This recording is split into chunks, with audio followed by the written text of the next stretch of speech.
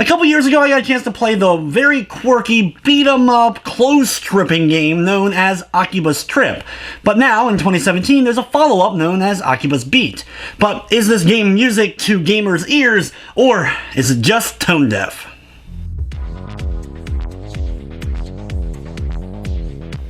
Akiba'S Beat is a follow-up spin-off of the Akiba'S Trip series of games. There's 2 released for that series so far, though we only saw 1 in North America. This game takes a different approach though, changing the gameplay from a beat-em-up into an action RPG. While there's still a tiny bit of fan service stuff here, no longer do you have the funny mechanic of having to strip your opponents in order to fully defeat them. This just lends itself to Akiba'S Beat's gameplay not really standing out.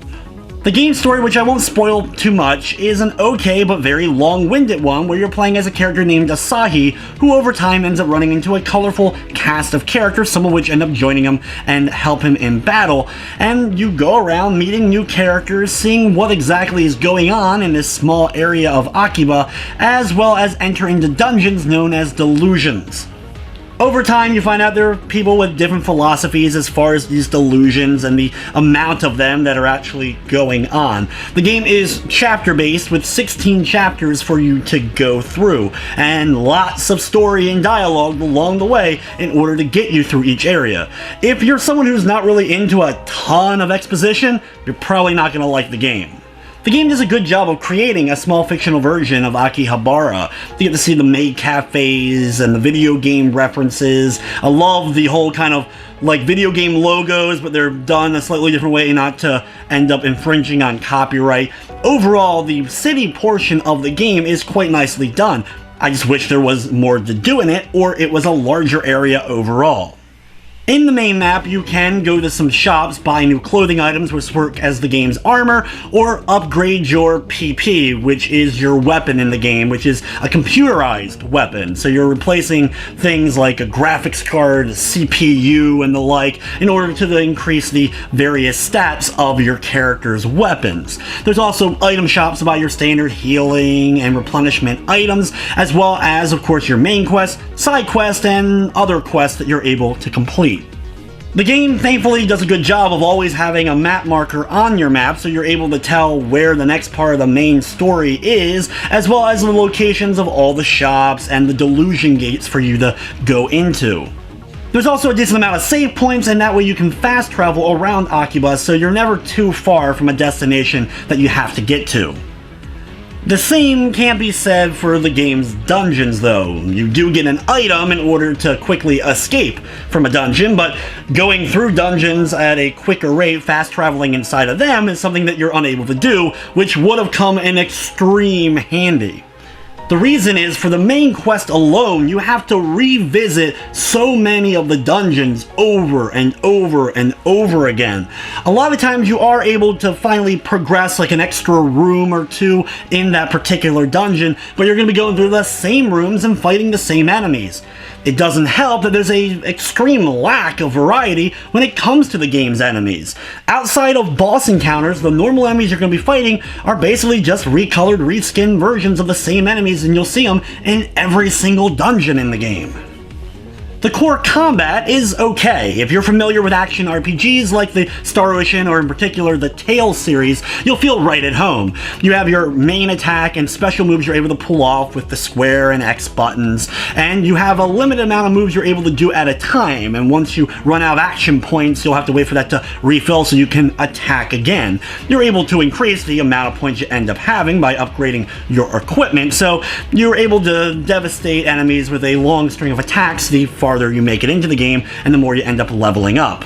Each character has a different weapon and different moves that they're able to learn, and you're able to map them to the different directions on the left and right joysticks, though it's a little bit awkward at times to use the right joystick in pulling off certain moves, but this is very reminiscent of the Tales series, as well as you're able to customize the AI of the other characters in your party, and can switch between any of the playable party members in a battle at any time using the D-pad to select one of the 4 characters. You also have support characters that you'll get throughout the course of the game that will aid you in various ways, such as either replenishing certain things like your health or special points, or curing status effects when you end up getting things like poisoned. During the course of battles, you're also able to build up a gauge to go into Imagine mode. Basically, when you do so, you have an unlimited number of attacks you're able to pull off in a row, as well as you don't get knocked back from enemy attacks. Having the biggest version of this, and you increase it as you level up and go through the game, will allow you to devastate a lot of the game's harder enemies, especially when it comes to boss encounters. Though, if a character is in the Imagine mode and dies, the Imagine thing dies immediately with it. The designs of the dungeons and overall progression is bland at best. There's a little bit of puzzle solving, mostly in the way of finding different things to activate in order to open our gates.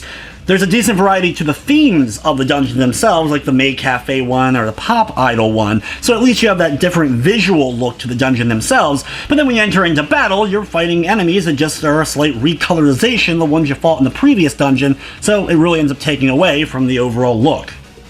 However, a majority of the game is actually spent just running around Akiba and talking to characters. I was amazed at just how much dialogue was in this title. The characters seemingly never shut up for even a few moments. And some people are going to enjoy this aspect, don't get me wrong, but for me, I just want to get back in the dungeons and slay some more monsters. Along with that main quest line, there is side quests for you to complete, which are more of just the same. Go to a spot, talk to a character, and then you have to go to a few other spots in Akiba in order to progress that small sub-story in order to complete it.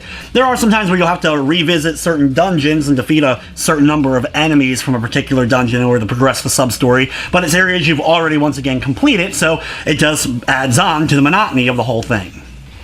One minor thing that drove me insane was the support characters. Basically, whoever you have selected will point out everything that you see, whether it's a treasure, an enemy, a save point, a door to go through, whatever it may be. They point out every single one of these that you come across. If you played Sonic Boom, remember how they kept saying bounce pad over and over again? It's kind of like that, but somehow even worse. The game has a decent length to it for sure. The amount of dialogue and the subquests will add a bit more to it, and especially since you have to redo so many of the dungeons on a repeated loop. This is the kind of game that if it was half the length that it is, it would have been a more enjoyable experience for me.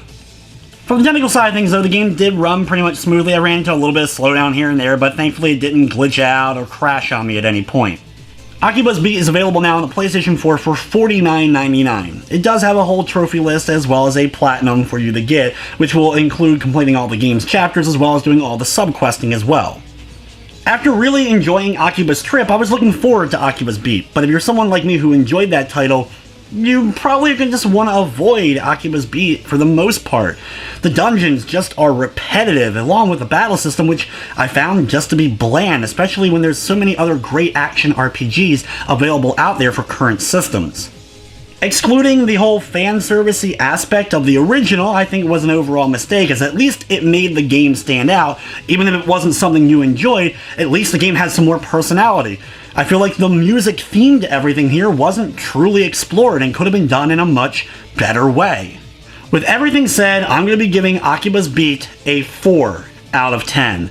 But anyway guys, that's going to wrap up this review. I'd like to thank you for watching, and of course I hope you enjoyed.